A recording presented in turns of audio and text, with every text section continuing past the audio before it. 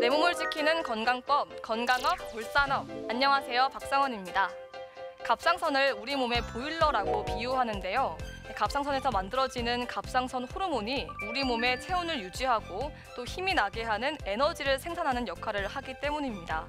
그런데 갑상선에 문제가 생겨서 에너지가 생산되지 않는다면 어떻게 될까요? 아마도 겨울에 보일러가 고장나서 집안에 온기를 공급해주지 못하는 상황과 같을 텐데요. 건강업 물산업, 오늘은 갑상선 기능 저하증에 대해 알아봅니다. 홍종철 전문의와 함께합니다.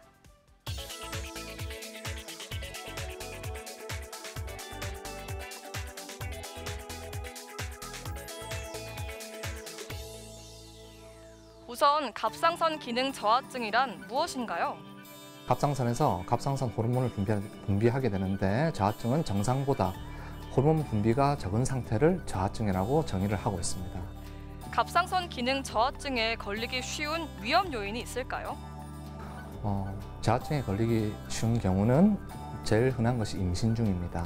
임신 중에는 산모의 갑상선 호르몬이 태아에 전달되기 때문에 갑상선 저하증에 걸리기 쉽고, 이런 경우에는 산모가 빨리 피로를 느낄 수 있고, 피검사를 통해 저하증이 확인되면 갑상선 약을 보충을 해줘야 됩니다.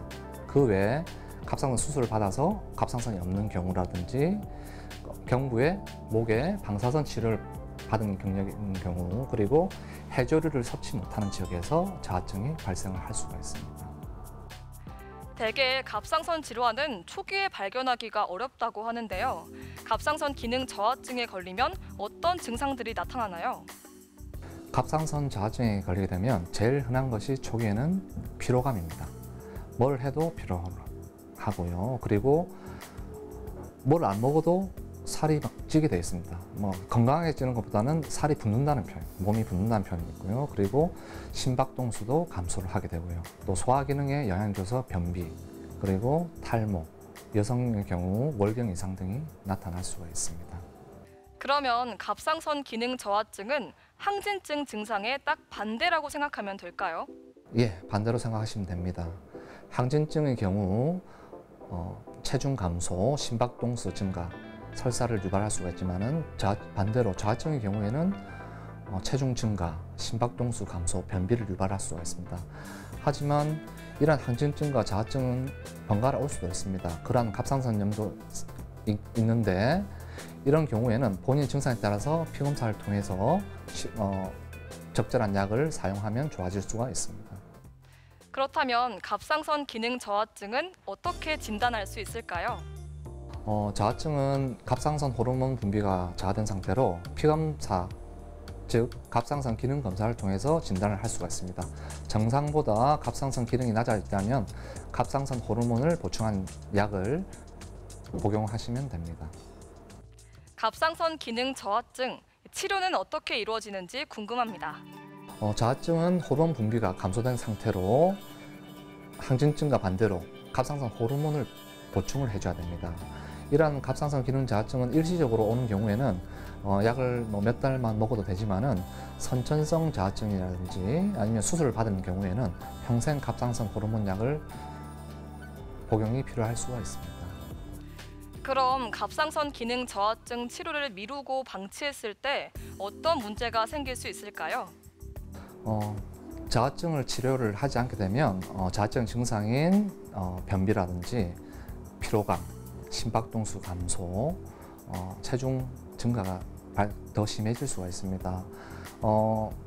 약을 안 먹는다 하더라도 암 등은 발생하지 않지만은 일상생활이 힘들어지기 때문에 조금이라도 이러한 증상이 생긴다면 주위에 갑상선 전문의와 상담을 하셔서 검사를 꼭 해보시는 것이 좋습니다. 네, 말씀 잘 들었습니다.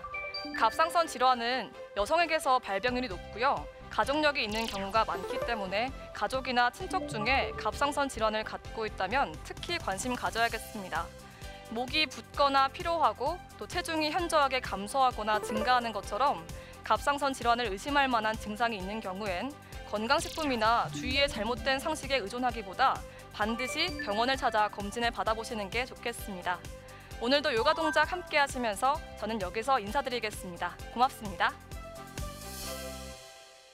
오늘 저와 함께 배워보실 자세는 탄력 있고 날씬한 팔라인을 만들어주는 자세입니다. 자, 다리는 골반 넓이로 벌려주시고 11자 맞춘 상태에서 팔꿈치를 굽혀 옆구리 옆에 붙이고 엄지 말아 주먹 강하게 쥐어줍니다. 자, 호흡을 마시고 내쉴 때 양쪽 무릎 굽히고 상체를 사선 방향으로 숙여주세요. 자, 이때 허리와 등 굽지 않도록 최대한 정면 향해 길게 뻗어냅니다. 자, 팔꿈치는 옆구리보다 살짝 뒤로 보내신 상태에서 마시고 내쉴 때 팔 뒤로 길게 뻗어 팔뚝 지그시 수축시켰다가 마신 호흡에 제자리로 돌아옵니다. 자, 이때 팔꿈치가 앞으로 갔다가 뒤로 갔다가 움직이지 않도록 팔꿈치 위치는 고정시킨 상태에서 뻗었다가 굽혀주세요. 천천히 30회 반복해줍니다.